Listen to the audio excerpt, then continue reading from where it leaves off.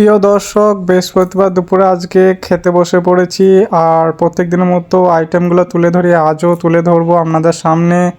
তো প্রথমে এটা হচ্ছে আলু ভর্তা, তার সাথে দ্বিতীয় আইটেম হচ্ছে ছেঁচড়া, আর এটা হচ্ছে রুই মাছের মাথা ভেজে রুই মাছের ঝাল করা হয়েছে বাড়িতে আজকে।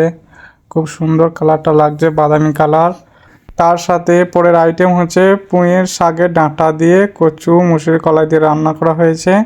তো প্রথম এই পুঁইয়ের শাকটা দিয়ে আমি আপনাদের সামনে টেস্ট করে জানাবো কেমন রান্না হয়েছে। তো আর তার সাথে আছে আলু ভর্তা, এটাকে মুখে নিয়ে দিই কেমন লাগছে দেখি। আপনারাও কমেন্ট করে জানাবেন আমার আইটেমগুলো কীরকম হয়েছে।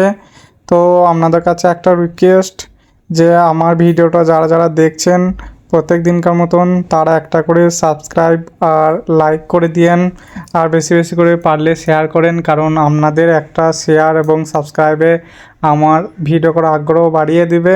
আরও উত্তেজিত হয়ে আমি আরও বেশি বেশি করে ভিডিও করব। তো থ্যাংক ইউ।